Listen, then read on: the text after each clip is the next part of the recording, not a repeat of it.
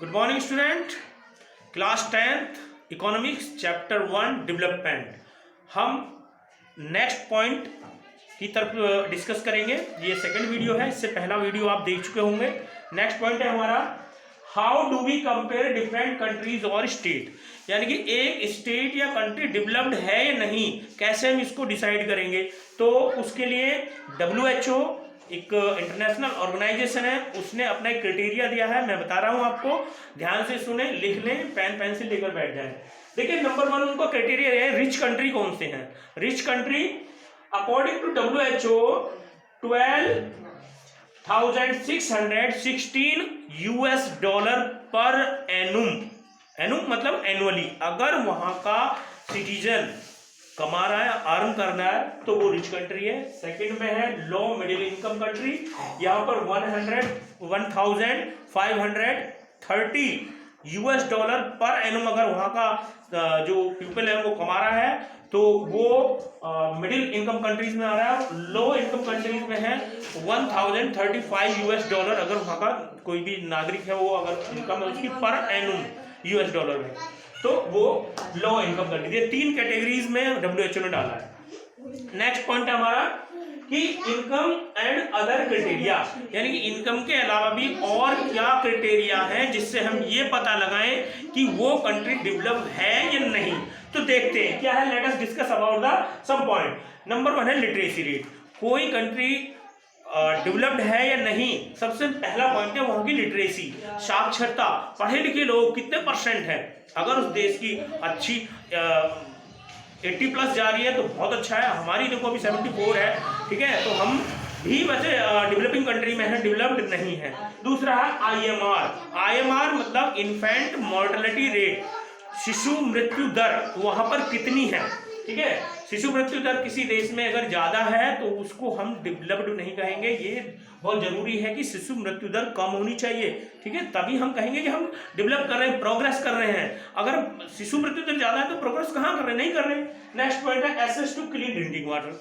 सभी को अगर पीने के लिए शुद्ध पानी मिल रहा है, ये बहुत अच्छी बात है, और नहीं मिल रहा है तो हम प्रोग्रेस नहीं कर रहे हैं। जीने के लिए 2 रोटी, कपड़ा, मकान है, वाटर, ये सब चीजें चाहिए, एसेंशियल चीज में आता है। यही अगर आपको नहीं है तो हम प्रोग्रेस नहीं कर रहे हैं। नेक्स्ट है हमारा स्टैंडर्ड ऑफ लाइफ। लाइफ का क्या स्टैंडर्ड है कि हम किस तरह जी रहे हैं, हमारी लाइफ क्या है, हमारे पास व्हीकल है, फैसिलिटीज गवर्नमेंट ने हमें क्या दी है, सब चीजें इसमें आती है। नेक्स्ट है बॉडी मास इंडेक्स।